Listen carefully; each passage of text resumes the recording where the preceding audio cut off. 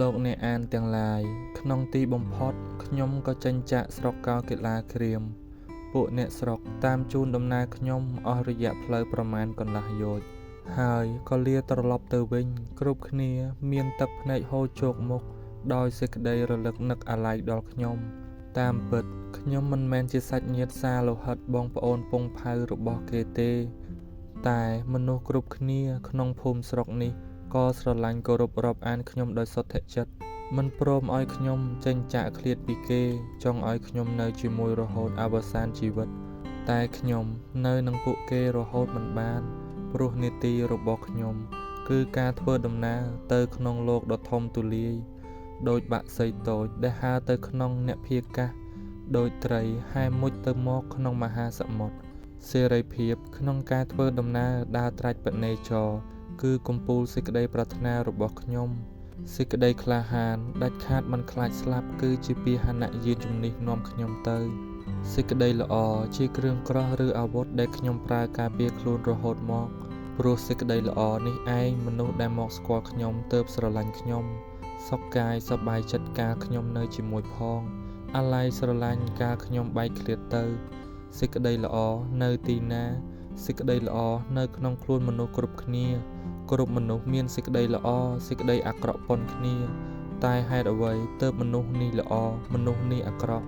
ព្រោះមនុស្សល្អគេឆ្លាតគេលាក់ទុកសេចក្តីអាក្រក់ហើយគេយកតែសេចក្តីល្អចេញមកប្រើយកតែសេចក្តីល្អចេញមកអួតអ្នកដទៃគេគិតល្អចំពោះអ្នកដទៃនិយាយល្អចំពោះអ្នកដទៃធ្វើល្អចំពោះអ្នកដទៃអ្នកដទៃទើបស្រឡាញ់គេមនុស្សអាក្រក់គេជាមនុស្សល្ងង់គេលាក់សេចក្តីល្អទុកយកតែសេចក្តីអាក្រក់សាមានបញ្ចេញមកប្រើបញ្ចេញតែសេចក្តីអាក្រក់មកអួតអ្នកដទៃគិតអាក្រក់ចំពោះអ្នកដទៃនិយាយអាក្រក់ចំពោះអ្នកដទៃធ្វើអាក្រក់ចំពោះអ្នកដទៃមនុស្សទាំងឡាយទើបស្អប់គេខ្លាចជាបន្លាក្នុងសង្គមមនុស្ស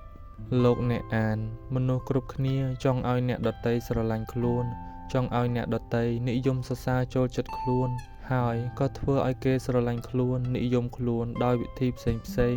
ប្រើអំណាចបង្កប់បង្ខំខ្លះប្រើទ្រព្យលួងលោមខ្លះប្រើគាថាអាគមបង្កប់ខ្លះបួងសួងទេពតាអាទិទេពឲ្យជួយបណ្ដាចិត្តគេខ្លះ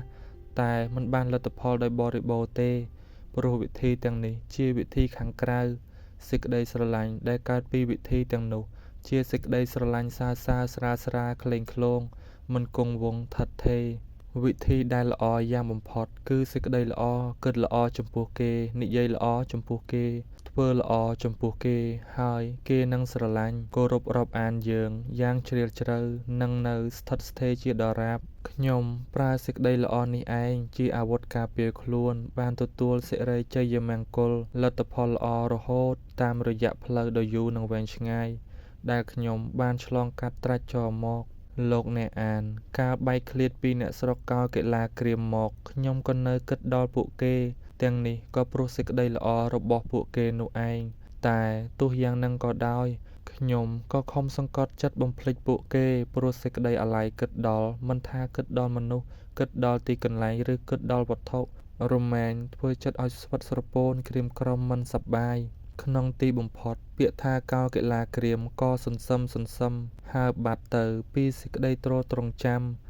ខ្ញុំធ្វើដំណើរតទៅយ៉ាងមានសេរីភាពបែរមុខសម្ដៅទៅកាន់នគររាជក្រឹសជាព្រះរាជធានីនៃមគធរដ្ឋដ៏ល្បីល្បាញក្នុងរវាងផ្លូវខ្ញុំបានជួបនឹងមនុស្សច្រើនចំពោះខ្ញុំបានឈប់សន្ទនានឹងគេសម្ដែងពុទ្ធធម៌ដល់គេញ៉ាំងគេឲ្យរីករាយក្នុងសម្មាបដិបត្តិហើយក៏ធ្វើដំណើរតទៅព្រះអាទិត្យជ្រេបន្តិចថ្ងៃមួយក្នុងដើមរដូវកមហរដូវគឺរដូវក្តៅនោះឯងខណៈដែលខ្ញុំកំពុងធ្វើដំណើរទៅយ៉ាងប្រញាប់ប្រញាប់ដើម្បីឲ្យដល់ភូមិស្រុកមុនវេលាព្រលប់អាកាសក្តៅពន់ពេកដូចជាព្រះអាទិត្យបន្ថែមចំនួន3ដួងទៀតសូម្បីមានខ្យល់បក់បោកមកខ្លះក៏ជាខ្យល់ពេញដោយចំហាយក្តៅរបស់ព្រះអាទិត្យព្រមទាំងការស្រេកទឹកធ្វើឲ្យអស់កម្លាំងខ្លាំងណាស់ទើបគេចចូលទៅសម្រាកនៅក្រោមម្លប់ឈើក្បែរផ្លូវអង្គុយលុះអង្គុយមិនយូរប៉ុន្មានក៏ងប់ងុយអង្គុយលក់ទៅដោយខ្សោយកម្លាំងកាលភ្ញាក់ឡើងក៏ដឹងថាជាថ្ងៃល្ងាចណាស់ហើយក្រោកឡើងមើលទៅជុំវិញខ្លួនក៏បានឃើញភាពដ៏គួរតក់ស្លុតរន្ធត់ខ្លាចនៅចំពោះមុខតែម្ដង គឺខ្លាធំមួយកំពុងក្រាបហាមាត់នៅខាងមុខខ្ញុំចម្ងាយប្រហែល3ម៉ែត្រប៉ុណ្ណោះលោកអ្នកអានជាទីមេត្រីខ្ញុំប្រាប់មិនកើតដែរថាវេលានោះខ្ញុំមានសតិអារម្មណ៍យ៉ាងណាតែដែលពិតយ៉ាងបំផុតនោះក៏គឺតក់ស្លុតរន្ធត់ខ្លាចទាល់តែរឹងខ្លួនអាវុធតូចមួយក៏គ្មានជាប់នឹងខ្លួននឹងរត់គេចទៅក៏មិនទាន់គិតថាវេរៈចុងបំផុតរបស់ខ្ញុំមកដល់ហើយក្នុងទីបំផុតនៅក្នុងមាត់ខ្លានេះឯងខ្លាធំនោះអង្គុយហាមាត់សម្លក់សម្លឹងមើលខ្ញុំយ៉ាងស្រេកឃ្លានកាលមិនឃើញមានផ្លូវដតីដែលនឹងយករួចខ្លួនបានទើបខ្ញុំប្រើវិធីដែលព្រះអរិយបុគ្គលទាំងឡាយប្រតិបត្តិតគ្នាមកខ្ញុំខំប្រមូលប្រមុំផ្ដំសេចក្តីរឹងពឹងទាំងអស់មកទុកនៅក្នុងចិត្តតាំងចិត្តនឹងនួនហើយអធិដ្ឋានក្នុងចិត្តថាខ្ញុំលះភេទខរិវាសចេញបួសក្នុងព្រះពុទ្ធសាសនាឧទ្ទិសចំពោះព្រះបរមសាស្តាខ្ញុំលះបង់ហើយនៅរបស់គ្រប់យ៉ាងរួមទាំងជីវិតរាងកាយនេះបើក្នុងជាតិមុនខ្ញុំធ្លាប់សាងកម្មជាប់ពៀនឹងខ្លាធំនេះសូមឲ្យខ្លាធំនេះចូលត្របាច់កាច់កខ្ញុំស៊ីជាអាហារចោះខ្ញុំពេញចិត្តធ្វើពលិកម្មជីវិតសំបំណុលចាស់ឲ្យអស់ទៅតែបើថាខ្ញុំមិនធ្លាប់មានកម្មពៀតាក់ទងនឹងខ្លានេះពីជាតិមុនសូមឲ្យខ្លានេះចូលកិច្ចវាសភៀសទៅតាមផ្លូវរបស់ខ្លួនខ្ញុំក៏នឹងទៅតាមផ្លូវរបស់ខ្ញុំតទៅលោកអ្នកអានប្រិយមិត្តទាំងឡាយលុះខ្ញុំអធិដ្ឋានចប់ត្រឹមប៉ុណ្ណោះខ្លាធំនោះក៏លោតបាត់ទៅក្នុងព្រៃដូចជាអស្ចារ្យណាស់ខ្ញុំដកដង្ហើមធូរដោយសេចក្តីត្រេកអរដូចមានអ្នកមកយកភ្នំចេញពីខ្លួនខណៈនោះខ្លួនខ្ញុំដូចជាស្លាប់ហើយកើតថ្មីទៀតស្រវាបាតមកស្ពាយហើយខ្ញុំក៏ប្រញាប់ធ្វើដំណើរតទៅ